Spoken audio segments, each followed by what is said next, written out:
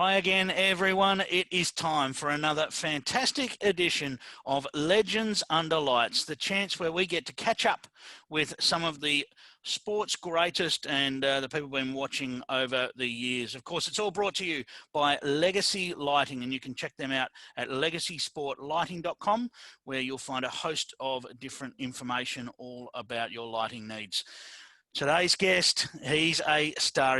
He's enjoyed a stellar Jackaroos career from 2005 to 2011, which of course included Commonwealth Games gold and 132 caps. He's the man, Wayne Turley. How are you, Turls? Good, Clive. How are you going today? Yeah, going great, mate. Looking forward to this. And look, let's get straight into it. And I always enjoy finding out how people got into the sport. So give us a rundown of how you got into the sport of bowls. Yeah, well, I was living at Brunswick Heads as a kid, and I was going to Mullumbimby High School, and I was involved in a lot of sports, cricket, soccer, squash, and loved it. But for some reason, I had some sort of little interest in bowls.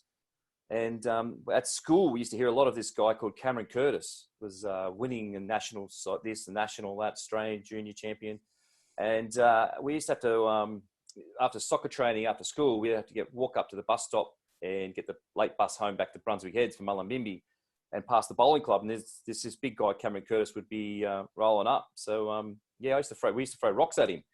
And a funny little story, and ended up being the Australian coach down the tracks. But we used to throw rocks at him, but had a bit of an interest and always had an interest. I ended up having to move to Sydney and then started a new high school, Blakehurst High. And then just a friend I met up straight away, he said his grandfather passed away. He's going down to try his bowls out at a club called Kyle Bay in Sydney, and we'd like to come down.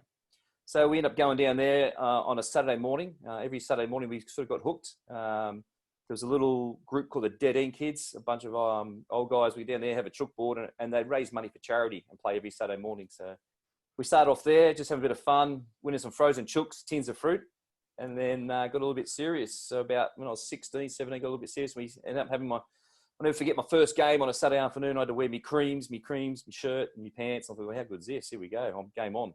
So, yeah, and that's where it all started. A little club called Kyle Bay down on the water, south of Sydney. Fantastic. Well, you wouldn't have seen what was coming, obviously, at that point, but it's been an amazing career. And well, let's delve into your state career to start with. So it started in 1999 for New South Wales, and 279 caps, and that put you fourth in the order for New South Wales in the history of the sport. 6 Alley Shields. And of course, New South Wales Bowler of the Year in 2006 and 2013. It must bring back heaps of fantastic memories. Yeah, I was so blessed to play. I think it was 19 years playing for New South Wales that period, and yeah, absolutely blessed. I'll never forget on my debut. There was 2 players were out. It was of New South Wales side. It was Brett Dupre and I think it was Adam Jeffrey on Australian duty. So they put me in. And I think I was the second player ever to go in for New South Wales as debut as a skip. So I went up to Brisbane and we had to play Queensland. And I was so pumped and excited and everything else. And we got there and the forecast was terrible. I'm thinking, I'm not going to get a game here. So it was raining all night, raining all that morning. And then they're thinking about, we're going to call this test series off. And then finally find up. So I went out there and I played my first 2 bowls, skip, and I ended up getting man of the series and had a fantastic, we had a win against Queensland. And I think Glass was playing then. And I'm not sure Kelvin, he might have been away on Australian duties as well. So we ended up winning then. And then the next, I got back and the chairman said to me, fantastic, you were brilliant for the squad. You played so well done. And the next series got picked and I wasn't in it. I got dropped out, made way for the Australian players coming back in. And then there was a couple of other players came back out the series after that against Victoria and I got back in and then I ended up staying back in. So I had some wonderful memories. I think my first Alley Shield I played in was at St. John's Park and I played third for Kevin Walsh, one of the greatest players Australia's had. And had a fantastic time. I ended up winning that series. Both Kevin and myself shared the player of the series. So, yeah, some great memories. 6 Alley Shields. And some of them, I don't know how we won. We've come from nowhere. And some of them we dominated. So some great times. I seem to remember one where you came from nowhere, mate, but we won't talk about that. Yeah, I still can't believe it. Feel sorry for you, Clive, the WA boys. I can still see the image of you sitting in the ditch, or you guys. But yeah, we thought we were gone. We lost the first 2 games. That was down in Tassie, and we thought we had no chance. And then a bit of an upset with South Australia knocking us over, and we ended up winning. So, and then I think there was another one in Perth South Australia had it all wrapped up, and ACT knocked them over last game, and we ended up winning. So yeah, that's the thing about bowls and that representative. It's just never over. And the big thing, you've just got to show respect to your opponents. Yeah, it's interesting, actually. That series in Tasmania, it's memorable for me from Andrew Jones cheering a lucky shot against you. He was set up by the WA teammates, and it happened to be you that was against him at the time when he went up for a lucky shot, and you've sort of like, who is this bloke? Yeah, I had a bit of a look, and then I thought I'd have a bit of a laugh, but behind the scenes. But yeah, it was a bit of a setup. I felt sorry for him at one stage there. The sort of stuff that can happen at those series, it's all part of the camaraderie in the sport, isn't it? Yeah, definitely. And I think as a representative player in your own state, that's one thing you want to go away is the Ali Shield, the Australian Size Championships, because not only is it the best on the green, but it's the best off the green as well. You get to share a laugh and have a drink or just have a chat with some great friends you make over the years from different states. And it's just a highlight of any representative career. All right, let's step forward to the Australian career in 2005. It's interesting that you got your New South Wales opportunity when a couple of people were out, because it was a similar opportunity that came up in 2005 for your first green and gold cap. Yeah, it was. I was reserved for the Asian Pacifics Championships, which was at Darebin, more so a lead-up event for the Commonwealth Games. So I was out sort of dropping the players off, and I was out picking up some ice and doing a few little things as the water boy does. And I got this phone call from Cameron that said, "Where are you?" I said, "I'm just about to pull up. I've got all the ice." And he said, "You better hurry up. You're about to play your first game for Australia." Wow. I said, "What?" He said, "Yeah, Kelvin's sick. So we're going to put you in." So Kelvin reckoned it was a strange subway or something like that. He had like tuna subway. So I don't know what it was, but we won't go into that. But yeah, I ended up getting my first game. I played pairs with Mark Casey against Fiji, Darebin on green 1. And yeah, so the thing was, I didn't get much time to think about it. So we just went out there and just enjoyed ourselves. And I played pretty well, and we had a victory, which was good. So that was my only game in that series. But and they went on and went pretty well. So that was my first game for Australia, as called in as a bit of a late inclusion. Well, it was certainly good timing to be in the mix, wasn't it? Because then the 2006 Commonwealth Games came along, and you, of course, got an opportunity there in the triples alongside Mark Casey and Bill Cornell's. And, I mean, as we know, it was a gold medal there and an amazing atmosphere. Give us a bit of a rundown of what it was like for a home Commonwealth Games. Oh, it was fantastic. To know that your family and friends are so close and they can just come down. A lot of people from Tara Point would fly down for that day. Yeah, so it was just an amazing experience, just seeing the family, your friends, and just the home crowd, like just the supporters that were supporting Australia. It was just brilliant. So, yeah, we had a great time. The Commonwealth Games, from the opening ceremony, from the times we spent, but there was a lot of hard yards put in there. We sort of, once the team was selected, we basically spent every second week at Darebin. So we had a playbook. We knew every rink, forehand, backhand, medium, longs of every single rink over across the 4 greens.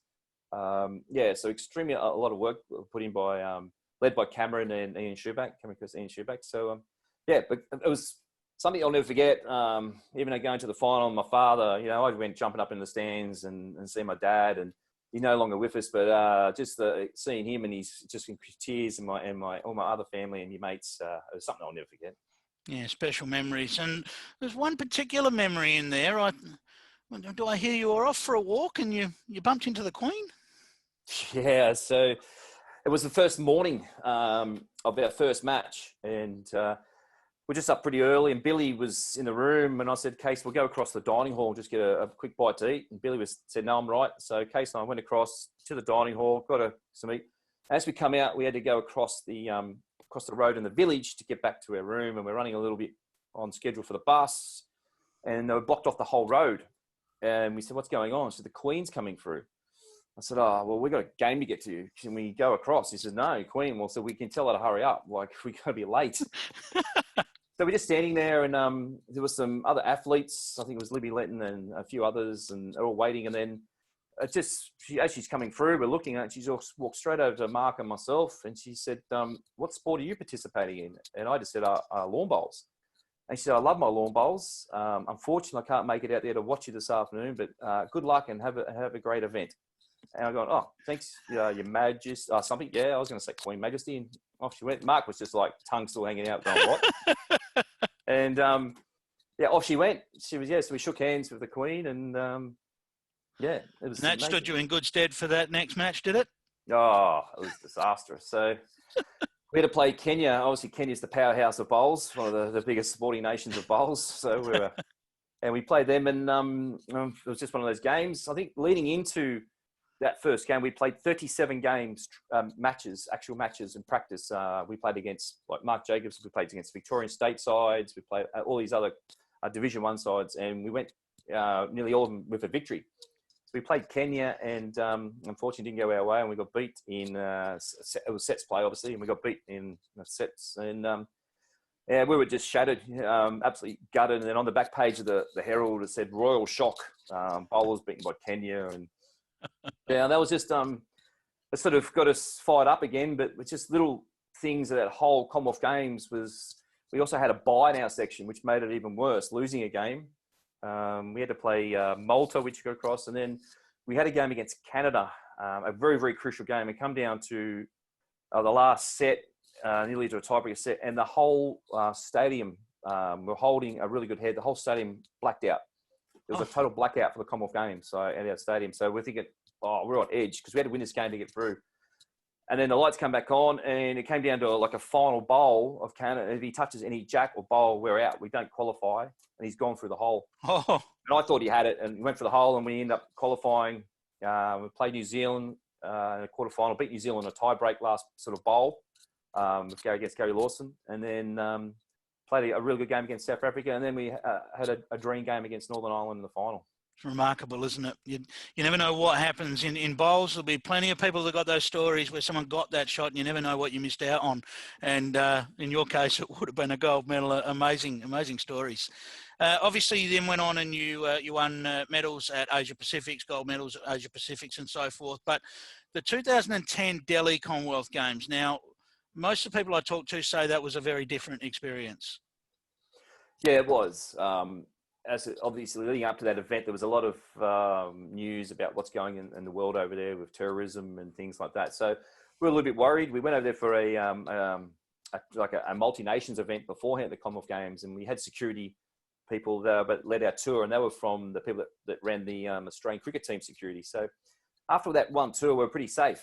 But when we arrived for the Commonwealth Games in Delhi, we were one of the first sports in. I was a bit worried, but I thought, we got there, it was late at night, we come onto the bus, and as we walked towards the back, Mark was first on. He sort of halted and jumped a bit because I said, what's going on? But there was a guy with a machine gun sitting down the back of the bus, another one in the middle of the bus. So the whole thing was a bit daunting, and getting in the village, there was big cannons and tanks outside the village, and security was just mayhem. But yeah, once we got settled in there and I realised what the security is like, just the unfortunate part was that you weren't really playing in front of a crowd. We did have some family come over. My mum came over, and all the other athletes, the bowlers had some sort of family come over. But it wasn't anything like Melbourne. But it was definitely different. The green, you're playing on 11-second carpet, tracky, heavy. We used to practice at Cairns on a carpet green, but we found that was too good. So we bought another layer of carpet and another layer of carpet. So we had 3 layers of carpet just laying on this green in Cairns. We'd train on that, try and get acclimatized, but it was just, yeah. It was 4 carpet greens built outside the main stadium, right outside the main stadium, which seated 80,000 people. So, wow. Yeah, different conditions. The heat, you leave the village at, say, 6 in the morning, you get back at 10 at night, and the surface temperature was about 56 degrees, and you're playing 40-odd degree heat. So, yeah, it was a different experience, totally different to Melbourne. And of course, still came away with a silver medal. And we're talking all the different conditions, still came away with a silver medal, didn't you? Yeah, we did. I'll probably look back at it. I'll probably mention to Mark, we're probably disappointed with it. We're rapt to have it, but disappointed with the final. We are letting in, before the final, the women's played their final, and it was unfortunate. They got beat by much of a fluke. It was a bowler came in from 8 feet out, come across and sat, and it was a fluke. It cost our women's the gold medal, and they were absolutely shattered. And they come off the green, and we were so shattered for them because we were such a close, tight team that we had to go back on and try and lift ourselves up to play a final. And we probably weren't as pumped, even though everyone thinks, well, once you're pumped, you're playing a Commonwealth Games final. But you ride the emotions with your teammates. And to see what happened to the ladies, I think it was Claire, Sharon Renshaw and Julie Keegan, what happened to them, and to know that we had to go out and play our final. But we could be trying our best. We were I haven't looked back at the match. I think Mark might have, but a bit disappointed. But at the end of the day, we're still proud to win a silver medal. But we could have been a bit lucky to make it anyway. The semi-final against England, we were sort of lucky to get through there. So look back at it, disappointed not to get gold, but absolutely rapt to have a silver. Yeah, absolutely. Now, overseas experiences, you've obviously had the opportunity to play a fair bit in a few different countries. Tell us about some of those experiences. Yeah, well, lucky enough to play in a couple of Asian Pacifics in Malaysia. There was experience in Malaysia, in Kuala Lumpur. Probably another one was a pretty good one. We had a Tri-Nations in Johannesburg in South Africa, but it wasn't outside, it was inside. So there was the Emperor's Palace Casino in Joburg. And normally it's for boxing. They set up huge, big boxing matches and thousands of people in there. But in the main auditorium, I walked in there, I couldn't believe it. They built this portable rink and grandstand to seat 2,500 people inside the casino. So it was myself, 𝘗𝘳𝘰𝘶𝘥𝘭𝘺, Steve Glaston, and Karen Murphy. So we were there for about 2 weeks. I think we didn't see daylight for 10 days, I think, because the casino itself had roller coasters for it, had restaurants, it had all sorts of things. And so we played sort of mid-afternoon through to the night and just sort of socialise afterwards and then start again. But amazing experience playing there. Something totally different inside the middle of a casino. Yeah, certainly. All right. It's certainly the other awards that you've won. I mean, you're a modest guy when it comes to some of these awards. I know that, but to be inducted into the Bowls Australia Hall of Fame, to be awarded with the Medal of the Order of Australia, both in 2017, they're special honours. Yeah, they are. They are. Yeah, I'm proud of them, but I'm also proud that the sport gets recognised, particularly OAM. It's to stand there and hear someone to hear about our sport, the game of bowls, which we all love, gets recognised at the highest level. So, I sort of put that in OAM back to credit to my family for all the support, but also credit to the game and the clubs I've played at and all of my members and people who have helped me out along the way over all my years. So, the Hall of Fame, you look at that and to have your name on a list of some unbelievable legends of the game and just sitting there, I think, I'm proud of that as well. But you look at those people that fully deserve it. And it's more of a tribute back to the people who supported me, my family, and the clubs I played. I had a long time at Tarrant Point, 23 years there. And what they did for me, for allowing me to play my representative career and being away and also my job. So those awards sort of I tribute back to those people. Yeah, very good. And of course, we know how much you love the sport, but you also found love in the sport. Yeah. I was sitting there and so Claire knew that I was a pretty good catch. So she came. So with Claire Duke, Claire. So we've been married for 7 going on 8 years now. So it was one of these things. I think Claire said she'd never date a bowler, but I was too good to refuse. I always say that. No, but we've got two gorgeous girls, Ruby and Kaylee, our family. Actually loving it, enjoying the family life. Claire's, even though she's not playing full time, she's still playing. Like last year, she won an Australian title and a couple of state titles, and she just turns up and just plays like a genius. She's unbelievable the way she plays, but she's looking to get back into it really keen once the kids get a little bit older. So no, enjoying it. Yeah, Claire's looking after me and loving life up at Tweed. I just said you were modest, and you've sold yourself beautifully there. So there you go. Hey, she doesn't watch this. other involvement in the sport, because not only on the green, but you've been very involved off the green as well. Of course, your representation on the Bowls Australia board, which ended recently, but you were on the board since 2013. So giving back in that regard. Yeah, I was lucky enough to go on as a casual vacancy at first and then stand for a couple of terms. If I can give back to the game, what I contribute, and I was lucky enough to sit around a board. It was just unbelievable skill set. The people around the Bowls Australia board they're all there for their reasons to make our sport better. It was led by Nigel Smith, the past Bowls Australia president. It was fantastic about engaging the states and getting them all together rather than fighting against Bowls Australia. Because we're all trying to make that all go the right direction. So, to sit around the table, some very influential people. It was just such a learning curve for myself. I know that I could contribute what I knew about, and then sit back and listen and let the others contribute. So, there was some brilliant, some fantastic things created by my time was on the board, and getting back onto free-to-air TV with the BPL, and a lot of other things that were there, and getting a bowls link, and a lot of other things that a lot of people have done. Yeah, some good times on the board, and I thoroughly enjoyed it. I finished up there with Darryl Clout was the president, and yeah, I really enjoyed my time. Of course, you touched on the BPL, and you've had quite an involvement in the BPL from a coaching perspective. Certainly, coach of the Perth Suns and the Murray Steamers, and now the Tweed Heads Ospreys, of course.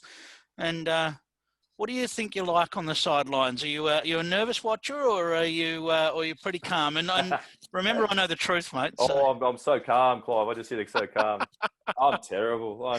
You know it. For the Perth Suns at semi-final, we got beat. Alex Marshall. Oh, too good. Yeah. But, yeah, no, I ride every shot, every bowl with my teammates. I wear my heart on the sleeve, whoever I'm coaching or with. And yeah, as you were witnessed, I'm a nerve wrack on the green, on the sidelines. No, it's been a fantastic step forward. And of course, now you're up at Tweed Heads. You touched on that, the move from Tarrant Point up to Tweed, and you're the bowls manager up there. How are you enjoying the move and the role? Yeah, no, I'm loving it. Yeah, I've been here just on 3 years. So there's probably one move I didn't think I'd ever make. I was pretty settled at Tarrant Point, where we live, the kids and things. But opportunity arose to sort of challenge myself a little bit. And the opportunity came up at Tweed Heads, so I applied and was lucky enough to get a position. So absolutely loving the challenge here. This club is got the best facilities in the world. It's one of the greatest clubs in the world, and to just change a couple of little things around, change the culture, and change a couple of different ways in marketing the game.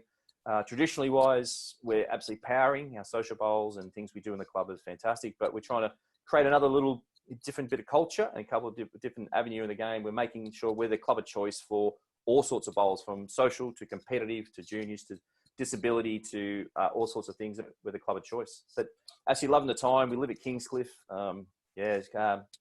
Best move we made. And of course, you had some history at Tweed. You were struck by a Ryan Bester drive. Yeah, that was. I think that clip's been going around a few years now. It was 2007. The World Team Cup here was played at Tweed, and actually the team, it was Aaron Sheriff. He was on debut for Australia, so it was Aaron, myself, and Nathan Rice. And Aaron's first series for Australia, the big yellow stripe through his hair. I couldn't do that, as you see. But yeah, he played the singles role and played lead for us in the triples. But I think we played a semi-final against Canada and against Ryan Bester, and myself was bleeding up for lurch, and I stood to the sideline, and I knew that Ryan was having a good game. You know what those indoor jacks are like, they fly pretty quick, and this jack's gone flying, and it's gone straight at me, and I was lucky I jumped a little bit, or would have been having no Father's Day, but it got me just on the upper part of the leg, and I went down and sort of played up to a little bit, but yes. Had a bit of fun, but yeah, she was going like a rocket. Absolutely. Charles, with your experience on and off the green, where do you see the future of bowls, and what do you think the keys are to the future? Yeah, well, I think we find a lot what's happened through this COVID period, how much people appreciate their own bowling club, their bowling mates, and the game. How people have missed the game, missed their club. So I think going back after COVID and things happening now, I think people are going to realise how good they've had it, and start to realise, hang on a minute, we've got such a good game. Let's try and do what we can to improve it. The game is, as we know, the participation of the game is through the roof, through our barefoot bowlers, and all over Australia. Some state has different things that people are playing. So it's just transitioning those barefoot bowlers, those social bowlers into the game. I don't think we can expect people to come off the streets and play pennants and play championships anymore. Life's changed. People have families. They want to have short, sharp fun. So I think the Jack Attack, Junior Jack Attack, things like that, the BPL Cup, things you can go down to your local club and just play for 3/4 an hour, and you can get the family involved and then enjoy the club's facilities, your own, and keep it like a little local. I think that's the future. A lot of clubs are doing it Australian-wide, and I think our marketing campaign, Local Legends Wanted, was a great start of the states getting together and having a national marketing campaign going forward to really promote the sport. Very good. Charles, we always finish these interviews with a view to the legacy on the sport. I mean, we know the segments are brought to us by Legacy Lighting, and we like to say, well, how do you want to be seen when when you leave the sport, or how do you want to be seen as how Wayne Turley went about it? Yeah, I sort of bit about it that I've really enjoyed myself. I have a lot of fun on the green. I think a lot of our success with Mark Casey was that if anyone knew what we used to speak about in our half green chats, they would be absolutely horrified because it was never about the bowls. We'd be talking about what we had for dinner last night or things like that. So we try to put the funness back in. So I hope people like to see that even though I was competitive, but I was pretty respectful. I've always been respectful of my opponents, respectful of the clubs I played at. And I've always liked to support other local clubs and smaller clubs to go and play and things. So I think if people look back at me and saying a fun type of person that was passionate about the game and try and contribute to the game and trying to make the game better. And I was sort of good to be around and have a bit of fun and laugh on and off the green. Sounds spot on to me, mate. We really appreciate your time and congratulations on a wonderful career and congratulations on just being a top bloke, mate. Thanks, Clive, and well done to all the hard work you do, mate. We've had some battles on the green, and we've had some battles with each other, with the Perth Suns, and mate, and Ringside Live, Clive. It's one of the highlights, I think, of any major events that Bowls Australia has on. So, well done. Appreciate that, mate. That's another edition right there of Legends Under Lights. It's proudly brought to you by Bowls Australia and Legacy Lighting.